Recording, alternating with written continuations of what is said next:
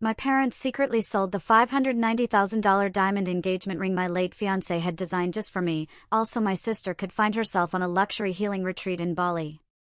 I didn't scream. I vanished from their lives, but not in the way they ever imagined. Can you imagine pouring 6 grueling years of your life into a single, burning dream only to have it brutally ripped away by the very people who swore they loved you? My name is Melanie, and I still can't quite believe the betrayal my own mother inflicted upon me. That email confirmation, it just glowed on my screen, a beacon of freedom, a promise of a new life. After 6 years of working myself to the bone, my dream job in London was finally within reach. A senior relocation consultant at Marshall & Reed International. The kind of position that could genuinely change everything. I printed the flight confirmation, my fingers trembling slightly with excitement, and tucked it into my laptop bag. My future felt so bright. But I should have known better than to celebrate too early. The house was eerily quiet when I got home. My first warning sign, maybe? Mom's car was in the driveway, but the living room lights were off. Usually, she'd be glued to her reality shows, wine glass in hand. Instead, a voice cut through the darkness. Melanie. She flicked on the lamp, making me jump. She sat there in her favorite armchair, her face pulled into that familiar expression of disapproval. We need to talk. Can it wait? I asked, my voice already a little wary. I have some work to finish. I canceled your flight. The words hit me like a physical blow. What? My world tilted.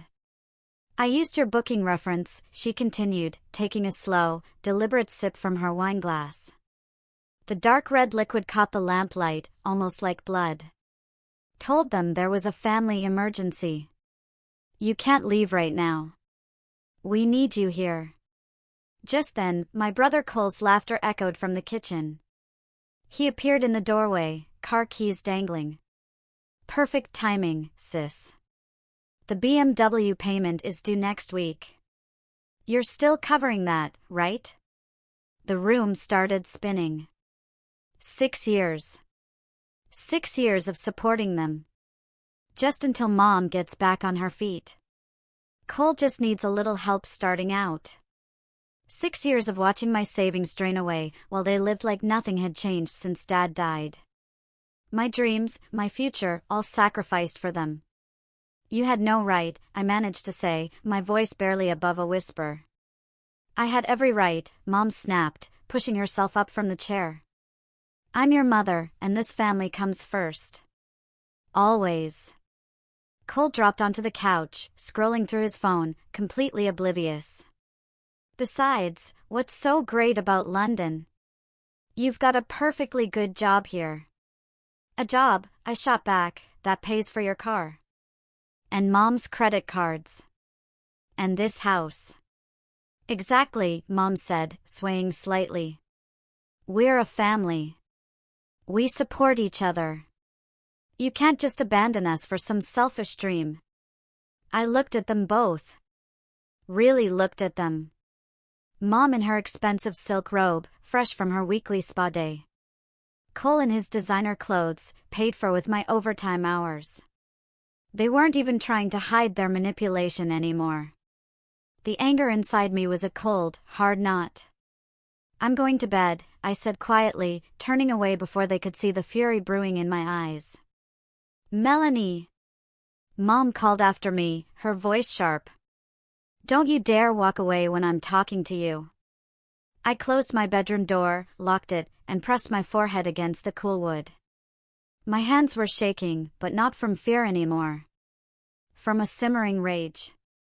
I pulled up my phone and opened the photos I'd taken earlier that week.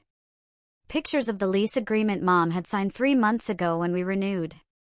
My name wasn't on it. She'd been so confident I'd never leave. She hadn't even bothered to add me as a tenant. Just her and Cole. Living in a house I paid for, but had no legal obligation to maintain. My phone buzzed. A text from Cole. Don't be dramatic. You know you can't survive without us. I opened my laptop. Pulled up the utility accounts, all in my name. All paid from my account. Then my banking app, showing thousands upon thousands in transfers to Mom and Cole over the years. Finally, the London job offer letter. A fresh start. A salary that could actually build a future. They thought they owned me. Thought they could clip my wings and keep me caged in this toxic nest forever. But they'd made one crucial mistake. They'd gotten sloppy. Comfortable. They'd left me just enough rope to hang them with. I opened a new document and started typing, Notice of Utility Service Termination. My hands weren't shaking anymore. In fact, I felt calmer than I had in years. They wanted to play family? Fine. I'd show them exactly what happens when you push someone too far. Some daughters inherit jewelry, I whispered to myself, starting the first of many emails that would change everything. I inherited a lesson in karma. My phone kept buzzing with texts from Mom and Cole, but I ignored them. They'd signed their own fate and didn't even know it. By canceling my flight, they hadn't held me back. They'd just freed me to focus on something far more important than London, justice. And unlike them, I'd make sure to do it by the book. They did what? Tiffany's coffee cup clattered against the saucer. We were sitting in a quiet corner of the cafe, far from any familiar faces. Cancelled my flight. Just like that. I pushed my untouched muffin around the plate. Mom used my booking reference, claimed there was a family emergency. That's actually illegal, isn't it? Probably. I pulled out my phone, showing her the lease agreement photos. But look what I found. Tiffany's eyes widened as she scrolled. Your name's not even on here. After everything you've paid? 6 years of rent, utilities, groceries, I confirmed, taking a sip of my now cold coffee. Remember when I had to drop out of college that first time? When your mom said she was sick? I let out a bitter laugh. She had exhaustion, code for. She'd maxed out her credit cards and needed my tuition money to avoid bankruptcy. Meanwhile, she never missed a Botox appointment. Tiffany reached across the table, squeezing my hand. What are you going to do? I already started. I pulled up my email. See this? Legal consultation request with Rohan from work. He specializes in property law. The cute one with the glasses, she grinned. Focus, Tiff. But I couldn't help smiling a little. I'm removing myself from all utilities. Once they're shut off, Mom and Cole will have to put them in their names. With their credit scores. Good luck. And the rent? That's the best part. Since I'm not on the lease, I have zero legal obligation to pay it. They signed a contract they can't afford. Tiffany leaned back, studying me. This isn't just about the flight, is it? The memory hit me like a wave. Standing in the grocery store at 19, calculating if I could afford both food and Mom's prescription copay, while she texted me photos from her spa day. They've been bleeding me dry for years. Every time I try to build something for myself, they tear it down. My phone buzzed. A text. From Cole. Where's the car payment? It's due tomorrow. Delete, I muttered, swiping it away. He bought that BMW knowing I'd have to cover it. Didn't even ask first. Miss Walsh? A familiar voice made me look up. Rohan stood there, leather briefcase in hand. I got your email. Do you have a moment? I gestured to the empty chair. Perfect timing. What's the verdict? He pulled out some papers. It's actually quite straightforward. Since you're not on the lease, you can terminate utility services with 30 days' notice. As for the eviction, he adjusted his glasses. The landlord is within their rights to begin proceedings as soon as rent is late. And if they claim you verbally agreed to pay without written documentation, they don't have a case. He paused, studying my face. Are you sure you want to go nuclear? Family situations can get messy. I thought about Mom's wine-soaked accusations. Cole's entitled demands. All those years of manipulation disguised as love. This is mercy, actually. They need to learn to stand on their own feet. I'll draft the notices today, Rohan said, standing. He hesitated. For what it's worth, I think you're doing the right thing. After he left, Tiffany raised an eyebrow. Okay, he is cute. Not the point. But I felt lighter somehow. I need to get back to work. Want to help me apartment hunt this weekend? Already found you one. She slid her phone across the table, showing a listing. My cousin's condo. She's in Dubai for a year. Says you can move in whenever. I stared at the photos. Bright, modern, empty of family drama. Tiff. Hey, what are best friends for? She grabbed her purse. Besides, I want front row seats when your mom realizes her cash cow is leaving the barn. Back at my desk, I started drafting emails to every utility company. Each click felt like breaking another chain. A message popped up from Mom. We need to discuss your attitude. Family dinner tonight. Be there. I typed out my response. Working late. Don't wait up. Then I opened my browser and started searching for a name I remembered from childhood. Paris. Mom's estranged sister. The one we were never allowed to talk about. If anyone knew where all our family money had really gone, it would be her. My phone lit up with another demand from Cole about his car payment. I turned it face down, focusing on my search. They wanted to play games with my future? Fine. But they were about to learn that some games end with everyone losing, except me. I planned to win this one. The first utility shut-off notice arrived on a Tuesday. I heard Mom shriek from downstairs, followed by thundering footsteps up the stairs. What is this? She burst through my door, waving the paper. The power company says service will be terminated in 2 weeks. I didn't look up from my laptop. You'll need to put it in your name. Don't be ridiculous. Fix this. No. The silence that followed was deafening. Mom stepped closer, her perfume suffocating in the small room. What did you say? I said no. I finally met her eyes. I'm removing myself from all the utilities. You and Cole are on the lease. You can handle the bills. Her face paled. We can't afford that. Sounds like a you problem, I said, turning back to my work. Maybe skip a few spa days. She grabbed my arm. You ungrateful little, take your hand off me, I said quietly, my voice surprisingly steady. Or I'll call the police and report you for assault. She recoiled like I'd slapped her. I'm your mother. And I'm not your ATM. The house phone started ringing. Probably the water company with their shut-off notice. Mom stormed out, slamming my door hard enough to rattle the pictures on my wall. An hour later, Cole's BMW pulled into the driveway. I watched through my window as 2 men in uniforms approached him. Repo men. No, no, no. Cole's voice carried clearly. There must be some mistake. My sister handles the payments. I opened my window slightly to hear better.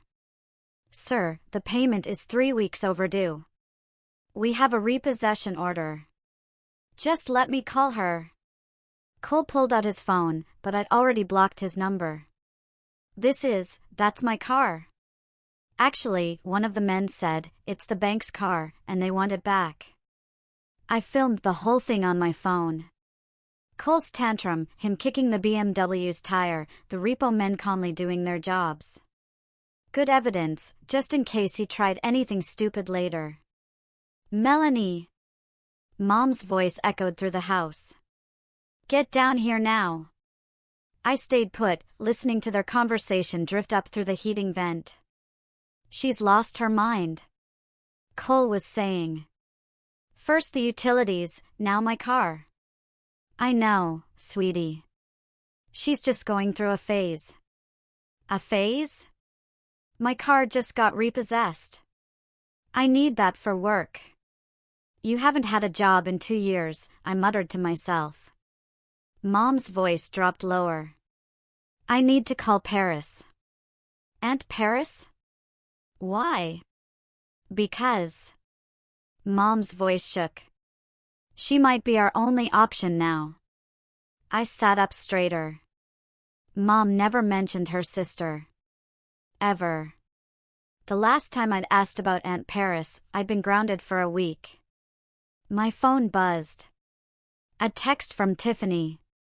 Your stuff's all moved to my cousin's place. Keys are at my office whenever you're ready.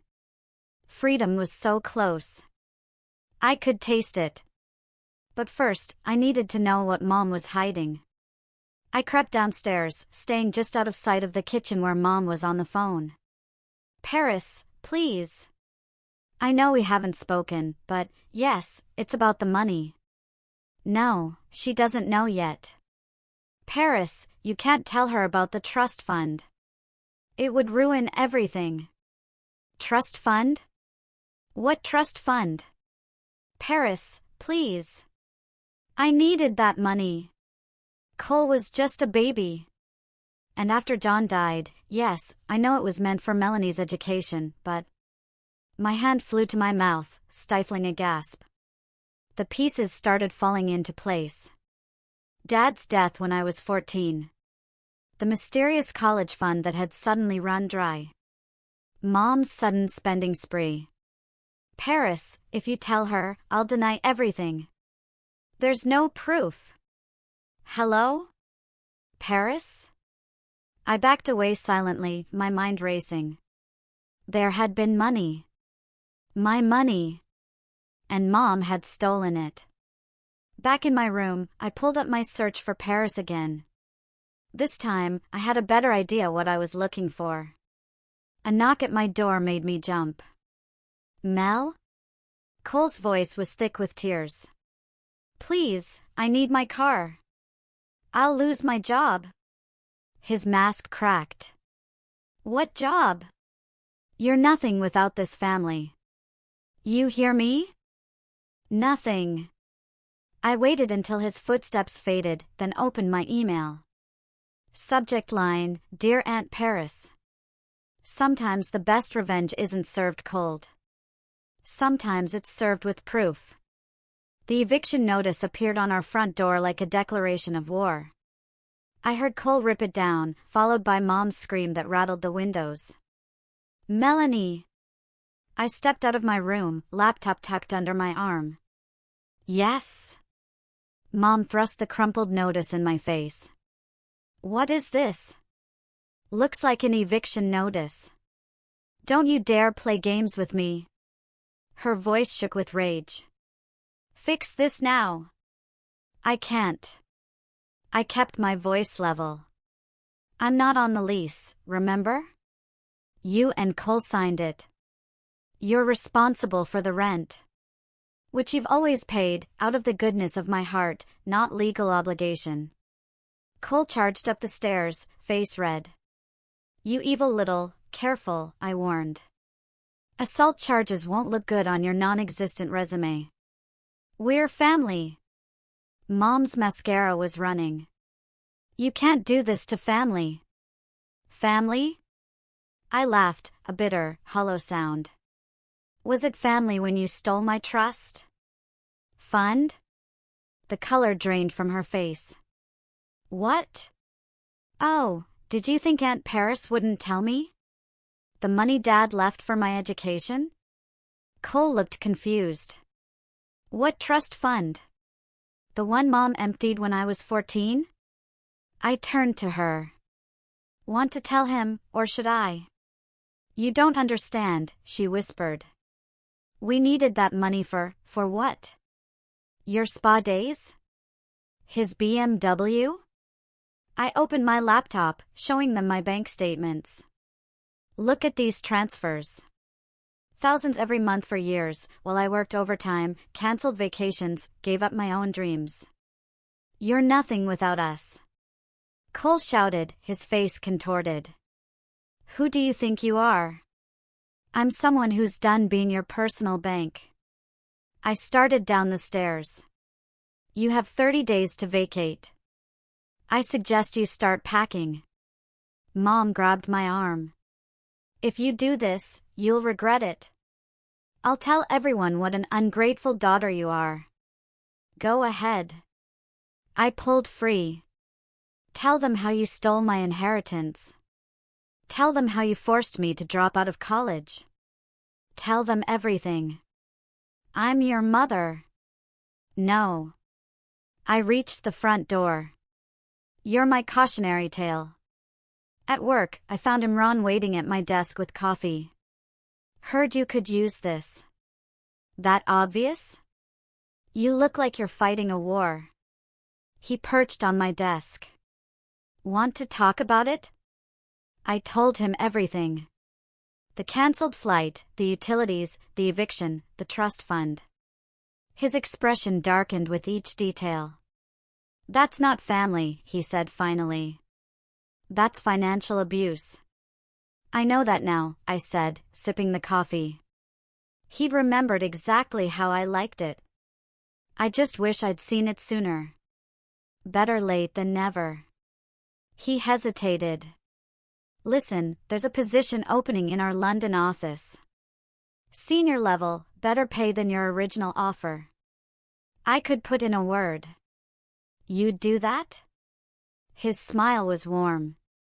You deserve better than what they've given you. My phone buzzed. Texts from Mom and Cole. Threats and guilt trips lighting up my screen. I blocked both numbers. Thank you, I told Imran. For everything. Back at the house, I found my bedroom door kicked in, my possessions scattered across the floor.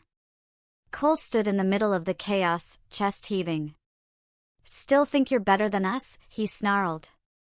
I pulled out my phone and dialed. Yes, police. I'd like to report a break-in and vandalism. You wouldn't dare. My brother broke into my room and destroyed my property. I have video evidence of him threatening me earlier today. Cole's face went from red to white. Mel, wait. Officers are on their way. Thank you. He fled downstairs as sirens approached. Mom appeared in the doorway, looking smaller somehow. Please, she whispered. We can fix this. No. I started gathering my important documents. We can't. The police arrived, took statements, warned Cole about trespassing. I watched from my window as he paced the driveway, ranting into his phone about his ungrateful sister. My phone lit up with a message from an unknown number. This is Paris. Got your email. Let's meet tomorrow. There's more you need to know. I looked around my destroyed room, at the life they tried to trap me in. Tomorrow couldn't come soon enough. Because sometimes the truth isn't just about getting even. Sometimes it's about getting free. I recognized Aunt Paris the moment she walked into the cafe. She had Mom's high cheekbones, but none of her artificial polish. Just simple clothes and kind eyes that crinkled when she saw me. You look just like your father, she said, sliding into the booth. Mom hates that people say that. Your mother hates a lot of things that remind her she's not in control. Paris pulled out a thick manila envelope, including me. Because you know about the trust fund. I know about everything, Melanie. She opened the envelope. I was the executor of your father's will. My coffee went cold as she laid out document after document. Bank statements, legal papers, letters. Your father left you everything, Paris explained. The house, his savings, his shares in his company. It was meant to be held in trust until you turned 25. My hands shook as I picked up a bank statement. This says $500,000, plus the house and company shares. Paris's voice hardened.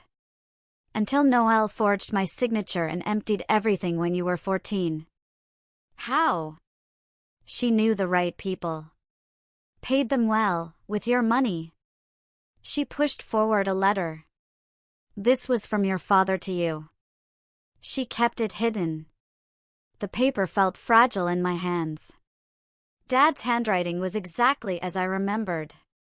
My dearest Melanie, I read aloud, my throat tight. If you're reading this, I didn't make it. But I made sure you'll be taken care of. The house is yours. The business is yours. Your future is secure. Don't let anyone take that from you. Love, Dad. She took everything, Paris said softly. The house was sold and rebought in her name. The business shares cashed out. The trust fund drained. For what? My voice cracked. Designer clothes. Vacations. Status. Your mother's always been obsessed with appearances. Paris pulled out more papers. But here's what she doesn't know. I kept copies of everything. The original will, the forged documents, the transfer records. Even recordings of her threatening the bank manager. I stared at the evidence of my stolen life. Why didn't you come forward sooner? She threatened to hurt you if I did. Paris's eyes filled with tears. I'm so sorry, Melanie. I should have found another way. It's not your fault. I touched the letter again. But we can make it right. The statute of limitations on fraud hasn't expired. She smiled grimly. And I've got an excellent lawyer. My phone buzzed. Mom calling from a new number. I declined it. She's desperate. The utilities are being cut off.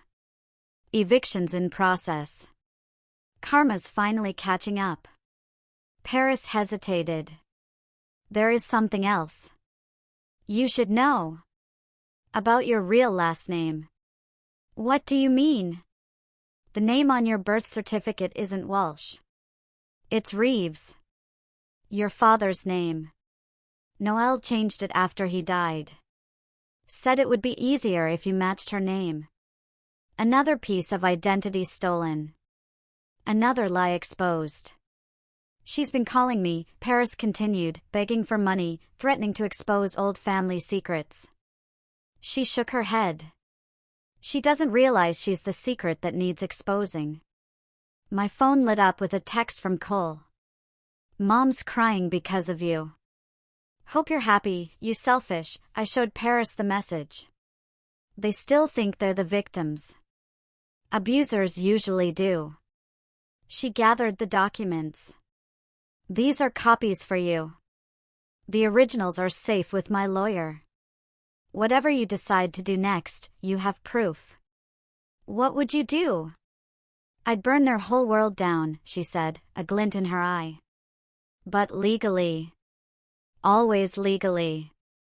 Back at Tiffany's cousin's condo, I spread the documents across my new kitchen counter. The truth laid bare in black and white. Every theft, every lie, every manipulation. My phone buzzed again. Mom, standing on my old front porch, mascara streaming. You don't understand, Melanie. We needed you. We still do. I watched her through the security camera I'd installed. She looked small, desperate, human. But so had I, at 14, when she stole my future.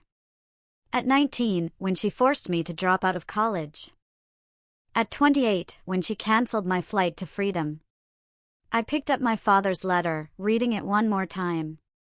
Then I opened my laptop and typed, Dear Mr. Harrison, I'd like to press charges for financial fraud. Sometimes the truth isn't just about justice. Sometimes it's about reclaiming what was always meant to be yours. I will never bleed myself dry so you can keep pretending we're a family. The words left my mouth like ice as Mom swayed on the front porch, wineglass in hand. You don't mean that? She slurred. We're blood. Blood that you stole from. How much was in that trust fund again? $500,000? She flinched. Paris told you. She showed me everything. The forged documents, Dad's letter, my real birth certificate. I did what I had to do, she insisted. You were just a child. You didn't know what money meant. But you did, right? That's why you spent it all on yourself. A car door slammed. Cole emerged from an Uber, looking disheveled. Mom, why are you outside? Your sister, she spat, is destroying this family. No. I held up my phone, showing them both the legal documents Paris had sent. You did that when you stole my inheritance. Cole's face twisted. You're lying. Am I? Ask Mom where your BMW payments really came from all these years. Ask her where she got the money for her weekly spa treatments. Shut up. Mom threw her wineglass. It shattered against the wall beside me. I pressed record on my phone. That's assault, Mom. Want to try for more charges besides fraud? Charges? Cole's voice cracked. What charges? The ones Paris's lawyer filed this morning. Fraud, identity theft, embezzlement from a minor's trust. You wouldn't dare, she lunged forward. Watch me. I turned to leave. You have 25 days left before eviction. I suggest you start looking for jobs instead of throwing wineglasses. Jobs? Cole laughed hysterically. We don't do jobs. We're better than that. Not anymore. Back at my new condo, I found Imran waiting with takeout. Thought you might need dinner after the showdown. How did you know? Tiffany texted me. She's worried about you. We sat at my kitchen counter, sharing noodles while I showed him the trust fund documents. This is serious fraud, he said, examining the papers. They could face jail time. Mom definitely will. Cole might escape it since he was a kid when it happened. I pushed my food around. Is it wrong that I don't feel bad after what they did? Imran touched my hand. You're allowed to want justice. My phone buzzed with notifications. Cole had gone on a social media rampage, posting about his psycho sister destroying the family. Look at these comments, I said, showing Imran. Our mutual friends are all unfollowing him. They're asking what he means about fraud charges. Truth has a way of exposing itself. A voice message from Mom popped up. You owe us. You'll regret this. Family protects family. I forwarded it straight to Paris's lawyer. The London position, Imran said suddenly. It's yours if you want it. Better salary than before. He hesitated. And I might be transferring there, too. If you say yes. My heart skipped. Before I could respond, my phone lit up with an alert from my security cameras. Cole was at my old house, loading boxes into another Uber. They're actually packing, I whispered. Reality's finally hitting home. I watched through the camera as Mom appeared, clutching photo albums. Look, I said. The family station wagon's gone. They must have sold it. Are you okay? I searched for the word. I'm free. A notification popped up. Someone had left something on my old front porch. I switched cameras. Is that my childhood memory box? The one Mom had always kept safe in her closet. She's leaving it behind. Want to go get it? I thought about the photos, the letters, the pieces of my past locked inside that box. No. Let her keep it. I'm done living in memories. Imran smiled. London's looking better every minute, isn't it? You know what? I closed the security app, turning away from my old life. It really is. My phone buzzed one last time. A text from Mom. You'll regret choosing money over family. I typed back, you did that first. The difference is, I'm choosing myself. Then I blocked her final number and looked at Imran. Tell me more about London. Because sometimes the best revenge isn't looking back at all. Eviction day dawned cold and clear. I sat in Tiffany's car across the street, watching the locksmith change the locks while Mom screamed at the landlord. You can't do this. Her voice carried across the lawn. You've lived here for years and haven't paid rent in 2 months, the landlord replied calmly. The eviction notice was legal. Your time is up. Imran's hand found mine in the backseat. You don't have to watch this. Yes, I do. The moving company I'd hired, and paid for, one last act of mercy, began carrying out furniture. Cole paced the driveway, filming everything on his phone, ranting about family betrayal. He's live streaming it, Tiffany said, checking her phone. The comments are not on his side. A familiar car pulled up. Aunt Paris, carrying a thick folder. She joined us in our observation post. The police called, she said. Your mother's being charged with fraud next week. They have all the evidence they need. Look. Imran pointed at the house. Mom was trying to stop the movers from taking her designer couch. Should we intervene? No. I squeezed his hand. Let her learn what it feels like to lose things. Cole's voice suddenly rose above the chaos. This is all your fault. He was pointing at me through the car window. You did this to us. No, I said, stepping out of the car despite Imran's protest. You did this to yourselves. We're your family. Family doesn't steal trust funds. Family doesn't force you to drop out of college. Family doesn't clip your wings to keep you in their cage. I hate you.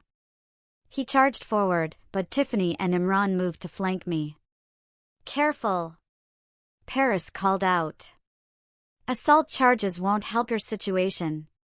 Cole punched the nearest wall instead, howling when his knuckles cracked. The landlord signaled to the police officer on standby, who quickly moved to escort Cole away. Melanie, please. Mom stumbled down the front steps.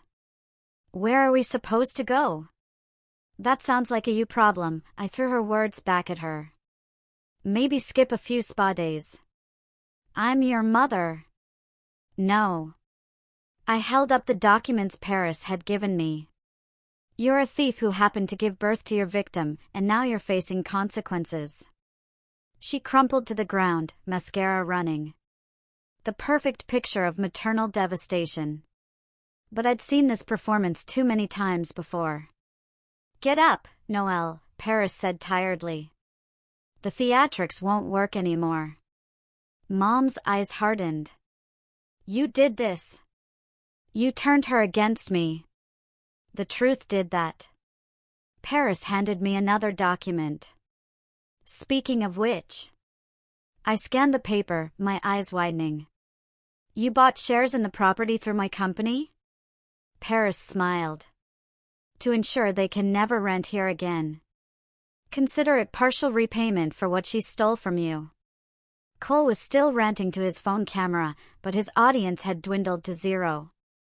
The movers efficiently packed the last boxes into their truck. Time's up, the landlord announced. Property needs to be cleared now. Wait! Mom ran inside, emerging with my childhood memory box. Take it. These are your precious memories, right? She hurled the box at my feet. Photos, letters, and mementos scattered across the lawn. I didn't move to pick them up. Keep them. I'm making new memories now. In London, she laughed bitterly. Running away won't change who you are. You're still my daughter. Actually, I pulled out my father's birth certificate, my real one. I'm James Reeves's daughter. And I'm finally claiming everything that means. The police officer stepped forward. Mom, you need to leave the property now. I watched them go. Mom, sobbing dramatically. Cole filming one last angry tirade. The locksmith finished changing the locks. The movers drove away. Just like that, it was over. Tiffany hugged me tight. You did it. We did it, I corrected, looking at my support system. Tiffany. Imran. Paris. People who lifted me up instead of dragging me down. Ready to go? Imran asked softly. Our flight to London's tomorrow. I took one last look at the house where I'd been trapped for so long. Through the window, I could see the empty spaces where furniture had stood, the blank walls where photos had hung. You know what? I turned away, linking my arm through his. I've been ready for years. Because sometimes the happiest ending isn't about what you keep. It's about what you leave behind. My new passport felt different in my hands. Melanie Reeves, it read. My father's name restored. My identity reclaimed. The London-bound flight would board in an hour. Last chance to back out, Tiffany teased, sliding into the airport cafe seat across from me.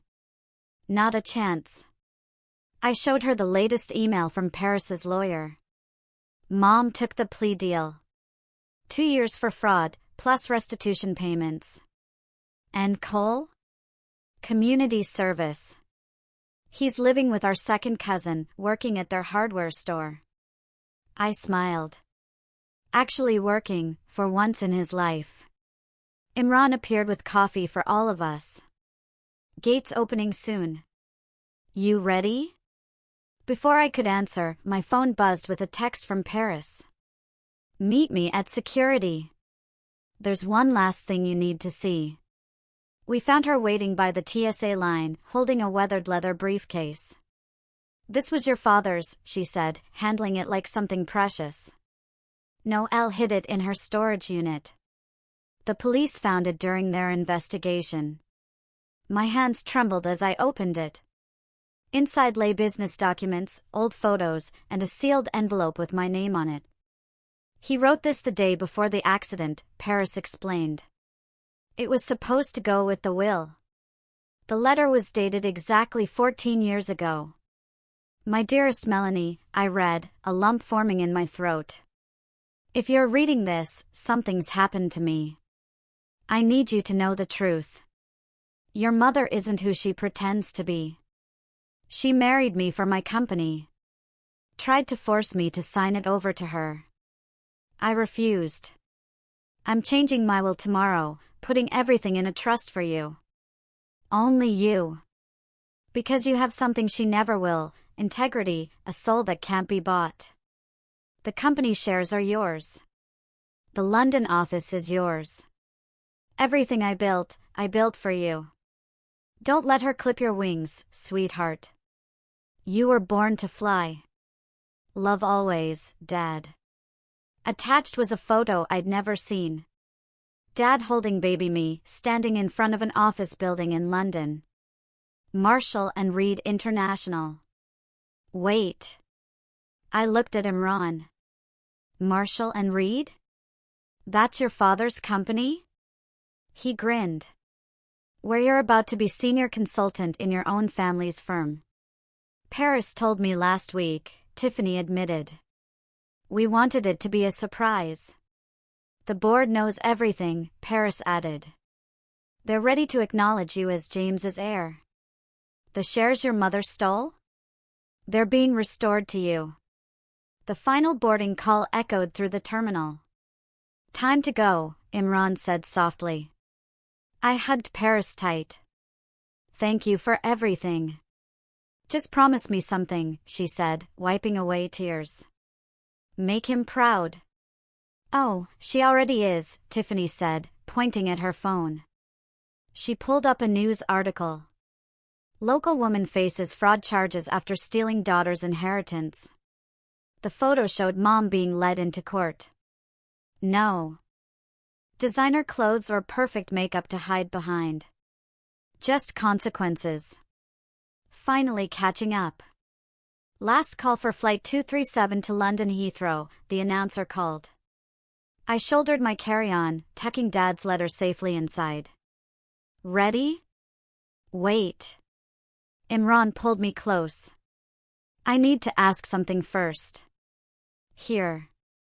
Now. Yes. He took my hand. Have dinner with me in London. Not as colleagues or friends, but as a date. My heart raced. The first of many, I hope. Tiffany squealed. Paris beamed.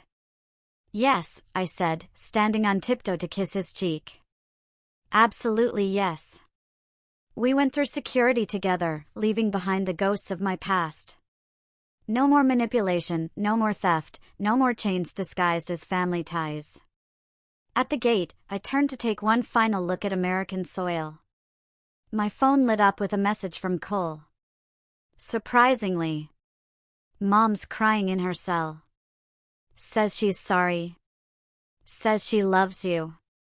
Want me to pass on a message? I typed back, tell her I love me, too. Then I turned off my phone, took Imran's hand, and walked toward my future. Because sometimes the happiest endings aren't about forgiveness or reconciliation. Sometimes they're about taking back what was always yours, your name, your legacy, your right to fly. Ready for takeoff? Imran asked as we settled into our seats. I looked out the window at the rising sun, thinking of Dad's words. You were born to fly. You know what? I squeezed his hand.